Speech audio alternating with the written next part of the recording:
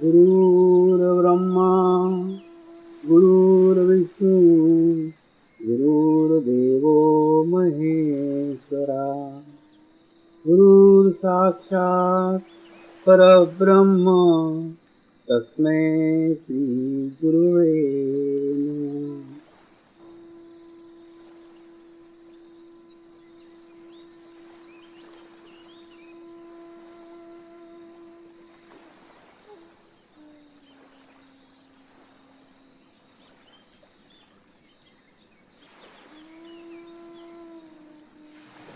मेरे साथ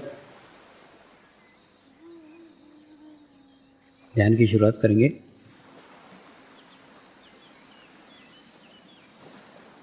मैं एक पवित्र आत्मा हूँ। मैं एक शुद्ध आत्मा हूँ। मैं एक पवित्र आत्मा हूँ। मैं एक शुद्ध आत्मा हूँ। मैं एक पवित्र आत्मा हूँ। मैं एक शुद्ध आत्मा हूँ। गुरु मंत्र का उच्चारण करेंगे। ओम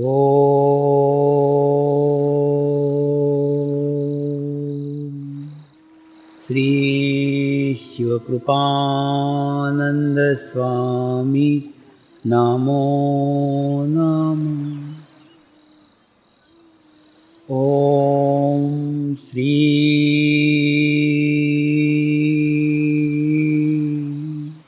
शिवकृपानंद स्वामी नमो नमः। ओम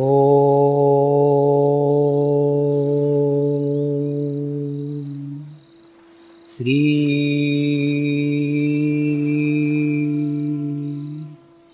शिवकृपानंद स्वामी नमो नमः। ओम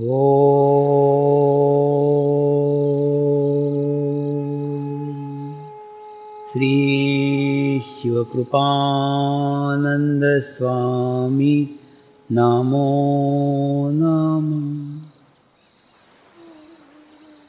ओम श्री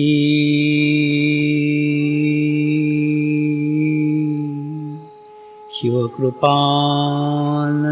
स्वामी नमो नमः। ओम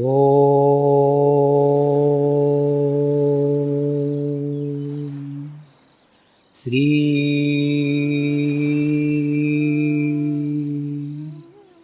शिवकृपानंद स्वामी नमो नमः। ओम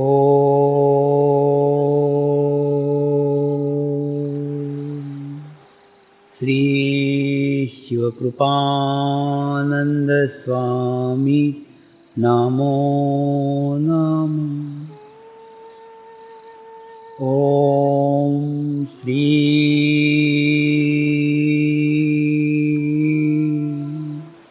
शिवकृपानंद स्वामी नमो नमः। ओम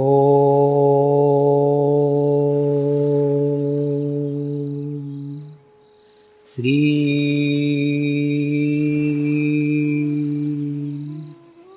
शिवकृपानंद स्वामी नमो नमः।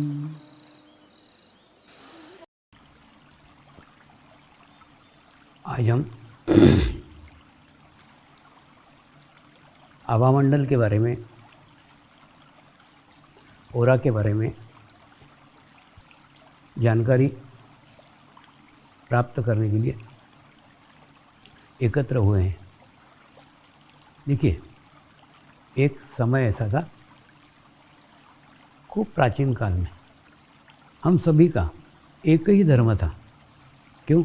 क्योंकि सारी पृथ्वी एक ही स्थान पे सीमित थी, एक जगह थी, और पृथ्वी के ऊपर एक ही धर्म था। आज हम जिसको धर्म बोल रहे हैं ना, वो धर्म नहीं, उपासना पद्धति है। तो हमारी उपासना पद्धति सबकी एक ही उपासना पद्धति थी।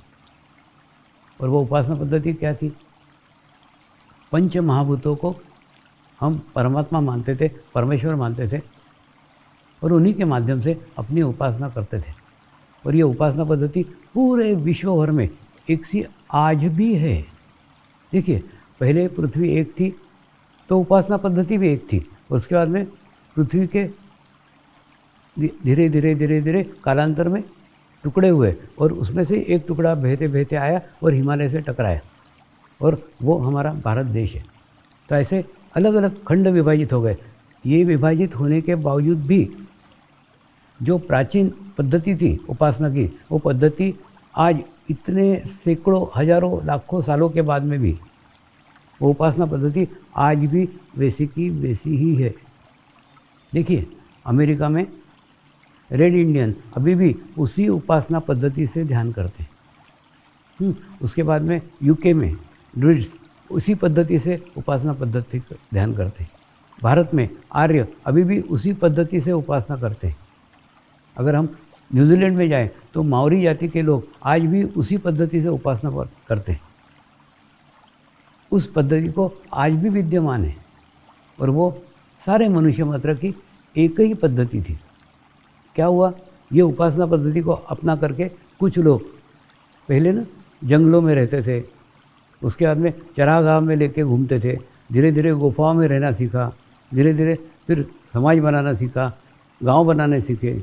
ऐसे खूब हजारों वर्षों में मनुष्य का विकसित प्रकार है, मनुष्य का प्रजाति विकसित हुई है।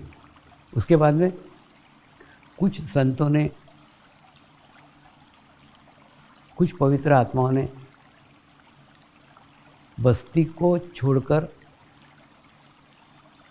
निसर्ग में जाना स्वीकार किया, और निसर्ग में सालों रहकर, सालों साधना करके निसर्ग के साथ समरस हो गए। और समरस हो जाने के बाद में निसर्ग की शक्ति उनके भीतर से बहने लग गई, उनके अंदर से बहने लग गई। और उसके बाद में फिर उन्होंने उनके आए हुए अनुभव, उन्होंने आए हुए उनके उपदेश समाज को दिए। पहली बात तो बहुत कम लोग थे जो वापस आए, तो जो लोग गए ना वो वहीं के होकर के रह गए, क्योंकि क्या है, वहाँ जाने के बाद में समाज का विचार भी नहीं आता।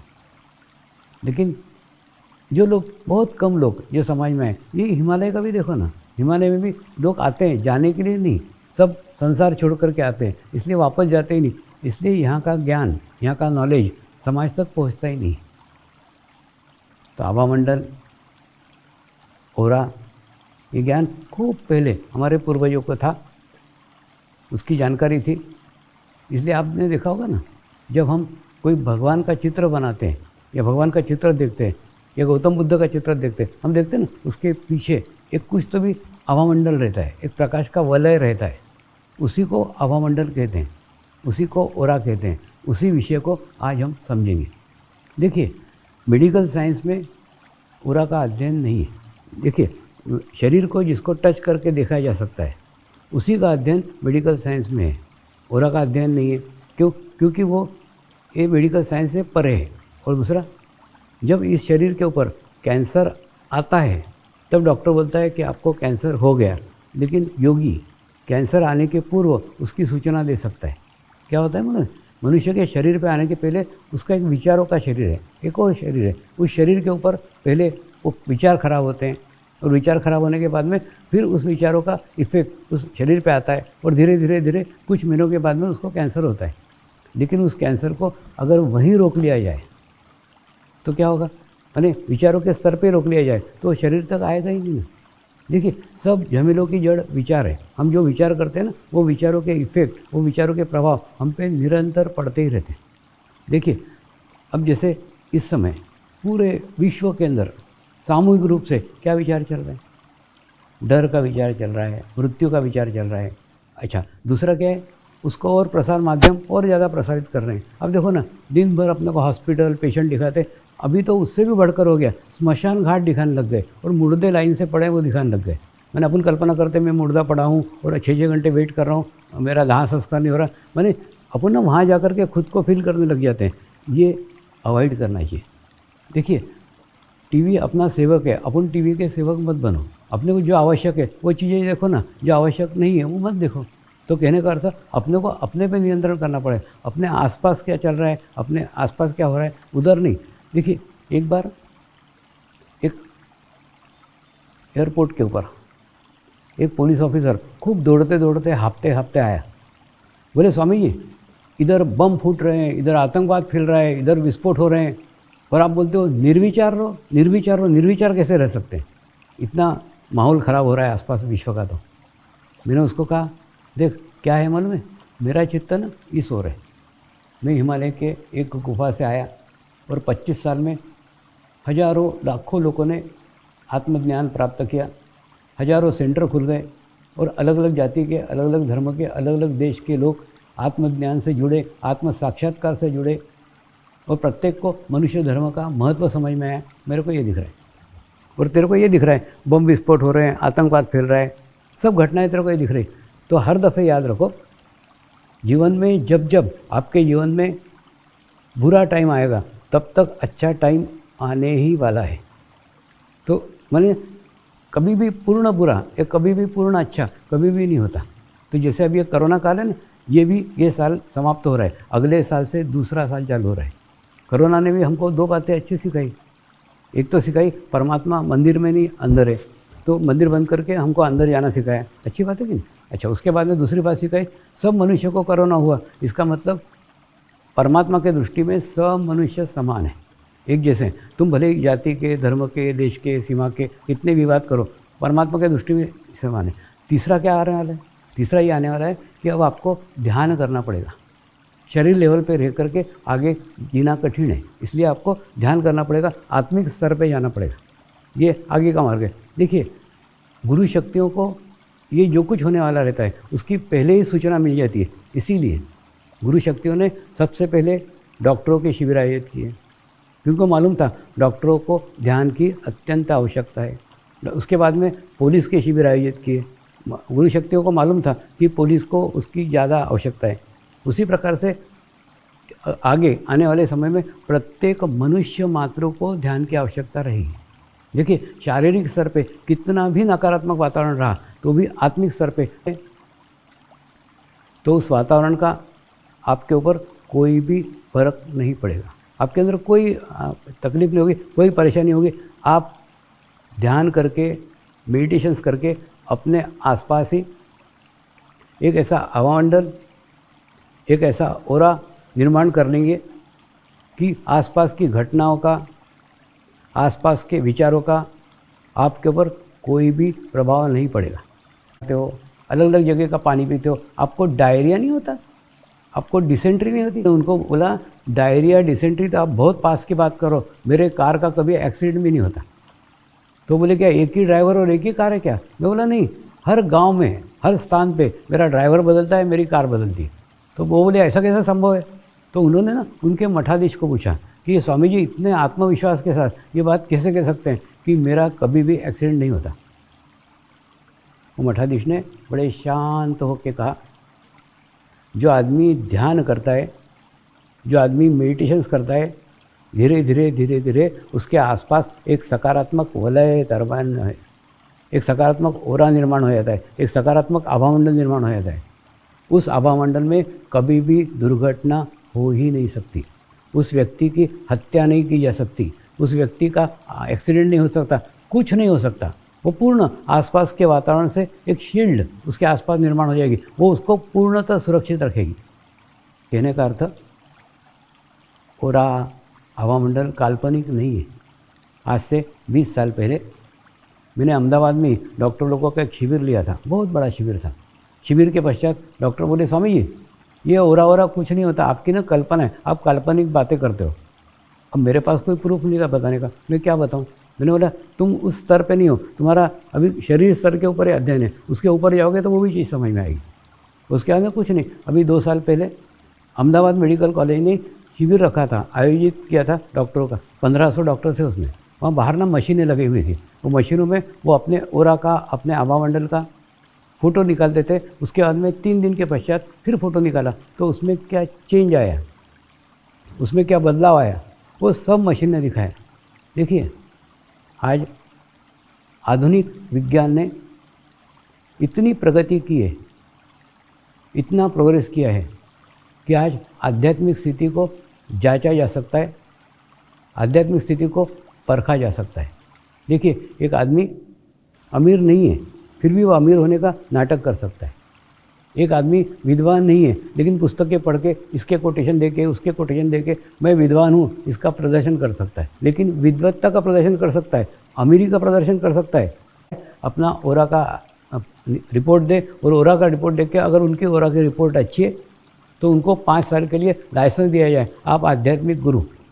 देखिए क्या प्रकार रहता है, जैसे हम जाते हैं कि नहीं आरटीओ में, हमारा ड्राइविंग टेस्ट देते हैं, टेस्ट देने के बाद में आरटीओ हमको 5 साल के लिए लाइसेंस देता है, आप 5 साल गाड़ी चला सकते हो। ठीक उसी प्रकार से ये जो आध्यात्मिक गुरु हैं उनको आप लाइसेंस दो ना, उनको लाइसेंस दो कि 5 साल के लिए आप सरकारी आध्यात्मिक गुरु अप्रूव्ड। हाँ, उसके बाद में 5 साल बाद फिर उनको बुलाओ और उसके बाद में फिर उनके ओरा की रिपोर्ट निकालो। अगर ओरा की रिपोर्ट अच्छी है तो उनको लाइसेंस रिन्यू कर दो और 5 साल के लिए आप आध्यात्मिक गुरु। और अगर उनके ओरा की रिपोर्ट अच्छी नहीं है तो उनको एक काम करो, तुम 1 साल घर बैठ जाओ, ध्यान करो, मेडिटेशन करो और मेडिटेशन करने के बाद में फिर उसके बाद में उनको लाइसेंस इश्यू करो। ये प्रस्ताव इसलिए रखा था, मैंने उनको कहा था इसमें दोनों का फ़ायदा है, दोनों का फ़ायदा है। यानी आध्यात्मिक गुरु का ये फ़ायदा है कि आध्यात्मिक गुरु का पतन होने के पहले उसको पता चल जाएगा कि उसकी स्थिति खराब हो रही है। देखिए कोई आध्यात्मिक गुरु बुरे नहीं, सब एक समय अच्छे ही थे, लेकिन हुआ क्या मालूम है, कार्यक्रम कार्यक्रम कार्यक्रम कार्यक्रम करते करते करते साधना छूटते गई छूटते गई छूटते गई छूटते गई और उसके बाद में स्थिति खराब हो गई। और स्थिति कब खराब हुई इसका पता भी नहीं चला। देखिए ये कोई हिमालय में थोड़ी बैठे हैं, अगर हिमालय में बैठे तो वहाँ कोई मनुष्य का संबंध ही नहीं आता है। वहाँ हिमालय माने वो तो क्या बोलते हैं ना, एसी में बैठ के सफ़ेद कपड़े पहन के बैठने सरीका है। आप काले कपड़े सफ़ेद कपड़े पहन के काले की कोयले के खदान में घूमो ना तो मालूम पड़ेगा सफ़ेद कपड़े कैसे सफ़ेद रहते हैं। तो कहने का अर्थ ये सब गुरु अच्छे थे लेकिन एक समय अच्छे होंगे, लेकिन धीरे धीरे उनकी साधना कम होती गई और धीरे धीरे धीरे धीरे उनका फिर पतन हो गया। तो आध्यात्मिक गुरुओं का भी पतन कब हुआ उनको उनका पता चल जाएगा, वो भी विचार समझ सकते हैं। होता क्या है मालूम है, एकदम इतने ख़राब स्थिति में आए थे जब पूरा सत्यानाश हो जाता है तब जाके उनको मालूम पड़ता मेरी आध्यात्मिक स्थिति खराब हो गई।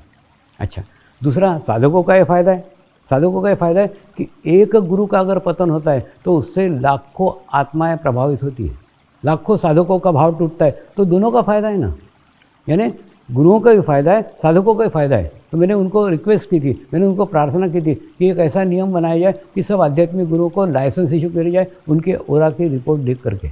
तो आज ओरा की रिपोर्ट देख करके किसी भी गुरु की स्थिति जानी जा सकती है, किसी भी गुरु को पहचाना जा सकता है, उसका चित्त कितना शुद्ध है, उसका चित्त कितना पवित्र है। देखिए ये जो डॉक्टर लोग इसीलिए करते हैं कि नहीं, इस चीज़ से विचारों की तीव्रता जानी जा सकती है, विचार कितने आते हैं कितने कम आते हैं तीव्रता, लेकिन चित्त कितना शुद्ध है, चित्त कितना पवित्र है, ये नापने का, ये जांचने का एक ही मार्ग है, वो मार्ग है ओरा, वो मार्ग है आभामंडल। जितना चित्त शुद्ध होगा, जितना चित्त पवित्र होगा, उतना ही उसका प्रकाश ओरा के रूप में सब दूर दिखाई देगा। तो ओरा के अध्ययन से ये सब जांचा जा सकता है, अध्ययन से पहचाना जा सकता है। सांसदों ने उसके ऊपर मुस्कुराए, बोले हमें ये करना तो बड़ा कठिन है, लेकिन मैंने उनको रिक्वेस्ट की थी कि ऐसा करो, ऐसा करोगे तो दोनों का फ़ायदा है। लेकिन यही घटना मैंने थियोसॉफिकल सोसाइटी लंदन में जब उनका शिविर लिया ना अंग्रेज़ों का, तो उस शिविर में कही कि ऐसा मैंने संसद में कहा, तो अंग्रेज लोग बोले स्वामी तुम्हारा भी तो ओरा बहुत पुराना है, 15 साल पुराना है, 10 साल पुराना है, तुम्हारे जो फ़ोटो है ना बहुत पुराने, तुम्हारा अभी ओरा कैसा है पता नहीं, तुम्हारे ओरा का अभी अध्ययन कराओ ना, तुम्हारे ओरा के अभी टेस्ट कराओ ना, अगर आपका ओरा अभी अच्छा होगा तो हम ध्यान सीखेंगे, हम ध्यान करेंगे। मैंने तैयार हो गया। तो क्या होता है, जैसे अपने यहाँ मेट्रो चलती कि नहीं, वैसे वहाँ एक ट्यूब चलती, वो ट्यूब में बिठा करके मुझे लंदन शहर में लेके गए। तो लंदन शहर में लेके जाने के बाद में मेरे सर के ऊपर और 9 स्टेशन थे। जब हम बाहर निकले ना तो 9 स्टेशन पार करके फिर जब ऊपर आए तो लंदन शहर था। जैसे आप एक डॉक्टर की अपॉइंटमेंट लेते ना, वैसे एक डॉक्टर की अपॉइंटमेंट ली गई थी उसके बाद में वहाँ पे मुझे एक टेबल पे बिठाया गया और टेबल पे एक मशीन रखी गई। वो मशीन पे मेरे दोनों हाथ रखे गए और वो बोले कि अब हम आपका ऑरा चेक करते हैं। और उसके बाद में कुछ नहीं, मैं कुछ देर तक ध्यान में रहा। ध्यान होने पर उसके हाथ में से जो स्पंदन आ रहे थे, हाथ में से जो वाइब्रेशंस आ रहे थे, वो वाइब्रेशंस को उन्होंने आधे घंटे तक रीडिंग किया। और मुझे भीतर पता चल रहा था कि मेरे मूलाधार पे स्पंदन हो रहा है, मेरे स्वादिष्टान पे स्पंदन हो रहा है, मेरे नाभि पे स्पंदन हो रहा है, मेरे हृदय पे स्पंदन हो रहा है, मेरे विशुद्धि पे स्पंदन हो रहा है, मेरे आज्ञा पे स्पंदन हो रहा है, मेरे सहस्रार पे स्पंदन हो रहा है। यानी एक एक चक्र को वो मशीन जांच रही थी और उसका स्पंदन एक एक चक्र पे महसूस हो रहा था। और आधे घंटे के बाद में वो डॉक्टर ने मुझे पूछा कि स्वामी जी आप जिंदा कैसे हो। मैंने पूछा ऐसा क्यों बोल रहे हो। तो नहीं स्वामी जी, ये उस व्यक्ति का हो रहा है, ये उस व्यक्ति का आवामंडल है जिस व्यक्ति का शरीर भाव पूर्णतः छूट गया। तो शरीर भाव छूट गया तो शरीर भी छूटना चाहिए। मैंने उनको बोला ये मेरी ध्यान की स्थिति है, दिन भर इस स्थिति में नहीं रहता। तो कहने का अर्थ आज ओरा को जांचा जा सकता है, ओरा को परखा जा सकता है और फिर उसी रिपोर्ट को अलग अलग भाषाओं में ट्रस्ट ने पब्लिश किया और पूरे विश्व भर में बांटा।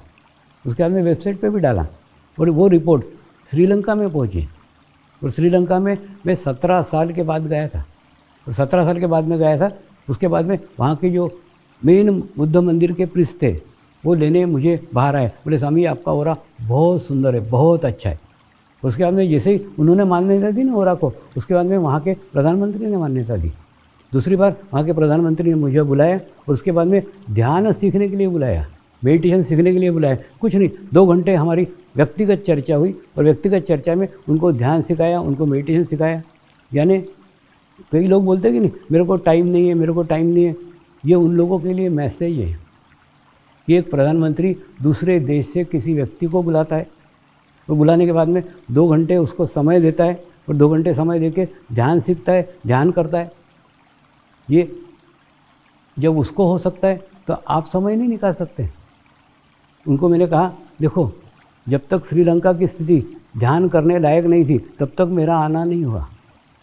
श्रीलंका में आने के लिए कोई लाइसेंस नहीं लगता है, कोई परमिट नहीं लगता है, कोई वीज़ा नहीं लगता है। उसके बावजूद भी मैं कनाडा जाके आया हूँ, जापान जाके आया हूँ, विश्व भर में जाके आया हूँ। लेकिन भारत के पास में श्रीलंका है, लेकिन श्रीलंका में नहीं आ पाया। क्यों नहीं आ पाया? क्योंकि वो वातावरण नहीं था, वो स्थिति नहीं थी। तो आप तक पहुँचने के लिए मुझे 17 साल लगे हैं। उसके बाद में ऐसा रहता है, जब तक समय नहीं आता ना तब तक पास में भी हो तो भी नहीं होता। तो श्रीलंका के प्रधानमंत्री तक पहुँचने के लिए मुझे 17 साल लगे और भारत के प्रधानमंत्री का जब समय आएगा तब उसके पास पहुँचेंगे। सबका समय है, जब तक समय नहीं आता ना तब तक वो घटना घटित ही नहीं हो सकती। तो कहने का अर्थ ओरा आवामंडल काल्पनिक नहीं है, इसको देखा जा सकता है, इसको जांचा जा सकता है और उसके बाद में इसके जानकार जो लोग हैं वो बराबर उसको समझते ही हैं। नियमित ध्यान करते करते सब परिवार में रहते हुए, सब फैमिली में रहते हुए, समाज में रहते हुए, लाखों लोगों के साथ रहते हुए अगर मैं मेरी ध्यान की प्रगति कर सकता हूँ तो आप आपके ध्यान की प्रगति क्यों नहीं कर सकते? देखिए इसीलिए आप मेरे पहले 15 साल के पहले के फ़ोटो देखो, बाद के फ़ोटो देखो, अभी के फ़ोटो देखो। ये सब कोई हिमालय से मैं आया हूँ ऐसा नहीं है। हिमालय से आने के बाद जो नियमित सतत आधा घंटा साधना की, वो साधना का प्रभाव है और वो प्रभाव का वो प्रमाण है कि उसके अंदर ओरा में कैसे कैसे चेंज आए, ओरा में कैसे कैसे बदलाव आए। ऐसे बदलाव जब मैं परिवार में रहते हुए, जब मैं समाज में रहते हुए, जब मैं लाखों लोगों के बीच में रहते हुए कर सकता हूँ तो आप क्यों नहीं कर सकते? आप भी करिए ना, आप भी आधा घंटा नियमित ध्यान करिए। धीरे धीरे धीरे आपके आसपास भी एक आवामंडल बन जाएगा, एक ओरा बन जाएगा। देखिए दिन में ना एक जगह, एक स्थान चुनिए जिस स्थान पे 10 फीट पे, 15 फीट पे आपके आसपास कोई भी व्यक्ति नहीं हो सकता है वो आपकी छत हो सकता है आपका गार्डन हो, कुछ भी हो, जहाँ पे 10-15 फीट में कोई मनुष्य नहीं है, ऐसी जगह आप चुनिए और वहाँ पे जाकर के आप नियमित ध्यान साधना कीजिए। नियमित ध्यान साधना करेंगे तो क्या होगा? नहीं कुछ मिला ना तो एक रूम में बैठिए ना और वो रूम को लॉक करके बैठिए तो उसमें क्या होगा, कोई भी एकदम अचानक नहीं आएगा। उसके बाद में अगर ऐसा करते हैं ना, तो करते करते करते आपके अंदर से ही ब्रह्म नाद सुनाई आएगा। परमात्मा का शक्ति पूरे विश्व भर में सारी ओर फैला हुआ है। जैसे आप बैठते हैं ना,